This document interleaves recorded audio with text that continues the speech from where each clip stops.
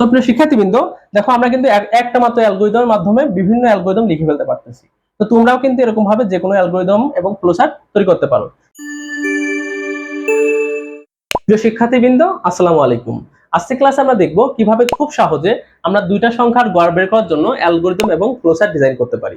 তো প্রিয় শিক্ষার্থীবৃন্দ, তোমরা যদি এই দুইটা সংখ্যার গড় বের করার জন্য অ্যালগরিদম এবং ফ্লোচার্ট ডিজাইন করতে পারো, তাহলে তোমরা এরকম যে কোনো ধরনের অ্যালগরিদম বা ফ্লোচার্ট ডিজাইন করতে পারবে। তো প্রিয় শিক্ষার্থীবৃন্দ, আমরা এখন এই গড় বের করার জন্য অ্যালগরিদম এবং ফ্লোচার্ট লিখে ফেলবো। তো এটা কিন্তু খুবই সহজ। প্রথম কাজ হচ্ছে আমাদের অ্যালগরিদম লেখার জন্য ধাপগুলো লিখে ফেলা। এজন্য প্রথম আমরা লিখলাম যে ধাপ 1। তো ধাপ 1 এর কাজ হচ্ছে যে কোনো ধরনের অ্যালগরিদম লেখার জন্য তোমাদের শুরু করতে হবে। এজন্য লিখবা যে শুরু করি। তো শুরু করলাম, প্রথম কাজ শুরু করা। তো যে কোনো অ্যালগরিদম লেখার সময় তোমরা লিখবে শুরু করি। যেহেতু অ্যালগরিদম হচ্ছে একটা সমস্যার সমাধান করার জন্য ক্রমান্বয়ে কিছু ধাপ, যার মাধ্যমে একটা প্রবলেম সলভ করা হয়।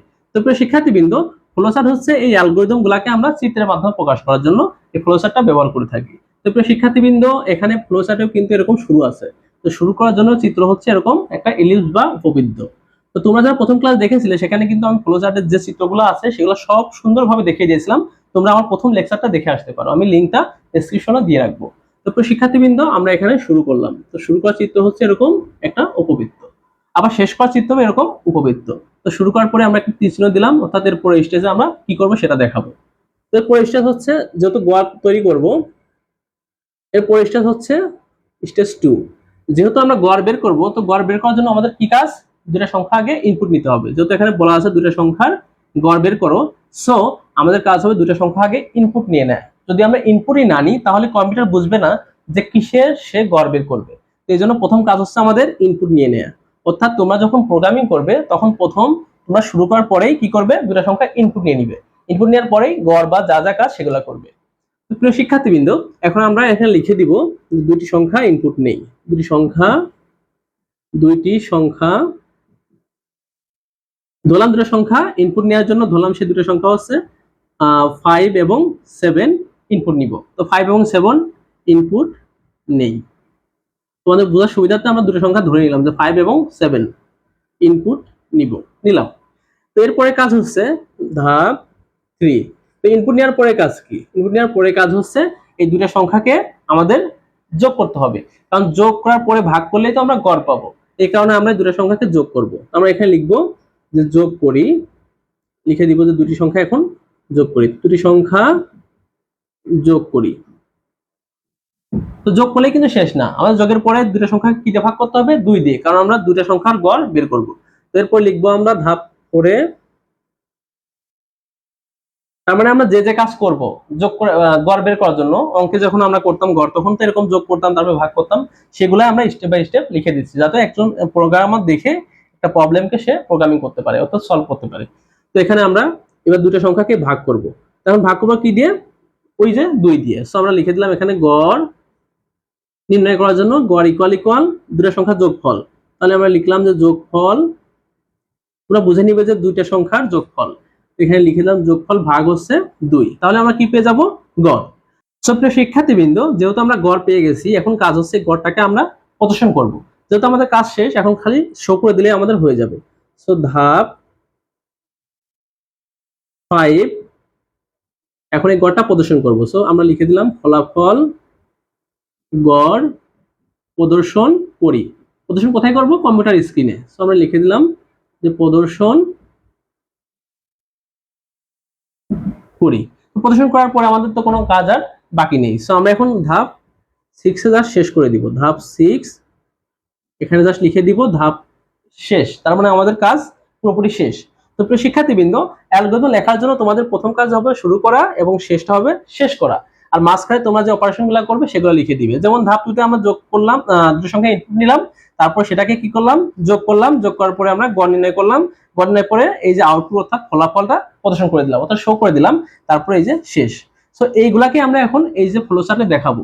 তো দেখো 2 নম্বর ধাপে কি আছে, দুটি সংখ্যার কি করছে, আমরা ইনপুট নিয়েছি। সো আমরা ইনপুট নেওয়ার চিত্র হচ্ছে এরকম সামন্ত্রিক।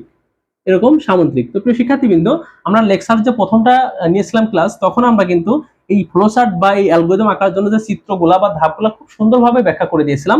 তোমরা যদি আমার প্রথম লেকচারটা না দেখে থাকো, আমি লিঙ্কটি ডেসক্রিপশনে দিয়ে রাখবো, তোমরা একটু প্রথম দেখে আসবে, তাহলে তোমাদের জন্য এগুলো একদম সহজ হয়ে যাবে।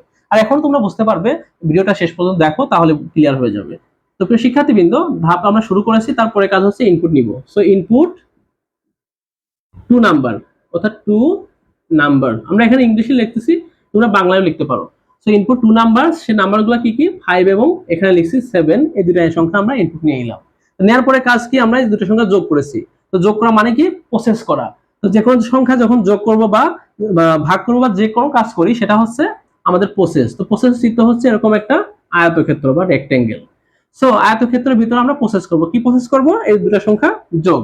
আমরা এখানে লিখবো যোগ করার জন্য সাম। সাম মানে কি, যোগ। সাম ইকুয়াল ইকুয়াল দুটো সংখ্যার যোগ মানে 5 এবং 7 এর যোগ, 5 যোগ 7। তাহলে আমরা কি পেয়ে গেলাম, যোগফল পেয়ে গেলাম। তো যোগফল পাওয়ার পরে কাজ হচ্ছে কি, এই যে গড় বের করেছি আমরা। তো গড় বের করব, এটাও তো একটা প্রসেস। তো আমরা এখানে আরেকটা আয়তক্ষেত্র আঁকলাম, এর ভিতরে লিখলাম গড়। তো গড়ের ইংরেজি হচ্ছে এভারেজ, আমরা এখানে এভারেজটা লিখে নিলাম, ডট ডট ইকুয়াল ইকুয়াল। এই যে সামটা আমরা পেয়েছি, সামকে এখন 2 দিয়ে এই যে এখানে কি হয়েছে, ভাগ করে দিছি। তো এখানে আমরা সাম অর্থাৎ যোগফল ভাগ হচ্ছে এই যে 2। তো আমরা কিন্তু এভারেজটাও পেয়ে গেলাম। এভারেজ পাওয়ার পরে আমাদের আর তো কোনো কাজ নেই, জাস্ট এখন এটাকে শো করে দিতে হবে, অর্থাৎ প্রিন্ট করতে হবে। সো আমরা আউটপুটটা শো করে দিব।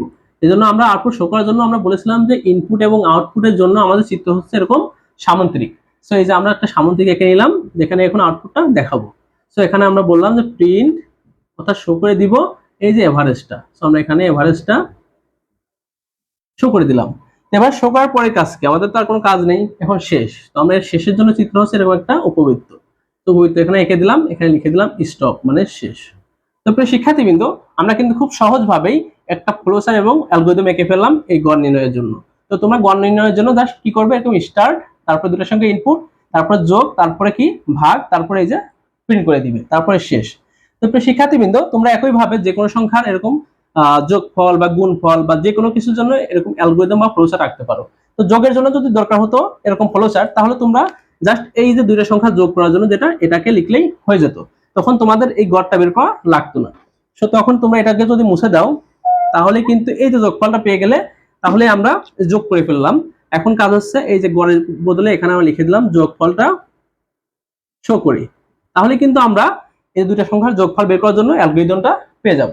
তখন তোমাদের এই যে এই স্টেপটা আর লাগবে না, এখন তোমরা জাস্ট এই শো করে দিবে এখানে সাম, তাহলে কিন্তু দুটো সংখ্যা যোগ করার জন্য তোমরা অ্যালগরিদম এবং ফ্লোচার্ট দুটাই লিখে ফেললে। তো প্রিয় শিক্ষার্থীবৃন্দ, একইভাবে তোমরা গুণ করার জন্য কিন্তু দুটো সংখ্যা গুণ করার জন্য অ্যালগরিদম ফ্লোচার্ট লিখে ফেলতে পারো। এই জন্য জাস্ট তোমরা এই যোগের পরিবর্তে এখানে লিখবে কি, গুণ করি। আর এখানে লিখবে কি, এই সামের পরিবর্তে বলবে এখানে যেহেতু মাল্টিপ্লিকেশন করতে হবে, এখানে তোমরা লিখে দিলে মাল্টিপ্লিকেশন বা কিছু একটা লিখে দিলে। আর এখানে যোগের পরিবর্তে এখানে তোমরা গুণ দিয়ে দিবে, তাহলে কিন্তু গুণফল পেয়ে যাবে। আর এখানে সামের পরিবর্তে তোমরা লিখবে কি, মাল্টিপ্লিকেশন, অর্থাৎ যে গুণফল সেটা এখানে শো করে দিলে। আর এখানে তোমরা ফলাফল যোগফল না বলে এখানে বলবে গুণফল শো করি। সো প্রিয় শিক্ষার্থীবৃন্দ, দেখো আমরা কিন্তু একটা মাত্র অ্যালগরিদমের মাধ্যমে বিভিন্ন অ্যালগরিদম লিখে ফেলতে পারতেছি। তো তোমরাও কিন্তু এরকম ভাবে যে কোনো অ্যালগরিদম এবং ফ্লোচার্ট তৈরি করতে পারো। তোমরা একইভাবে বিয়োগফল বের করতে পারো, বা একইভাবে যে কোনো ধরনের অ্যালগরিদম বা ফ্লোচার্ট লিখে ফেলতে পারো। তো প্রিয় শিক্ষার্থীবৃন্দ, আশা করছি তোমরা অ্যালগরিদম এবং ফ্লোচার্ট একদম ক্লিয়ারলি বুঝতে পেরেছো। এরপরে যদি কোনো সমস্যা থাকে অবশ্যই কমেন্টে জানাবে। আর আমার ক্লাসগুলো যদি তোমাদের কোনো হেল্প হয়, তাহলে অবশ্যই আমার চ্যানেলটা সাবস্ক্রাইব করবে। সবাইকে অনেক ধন্যবাদ।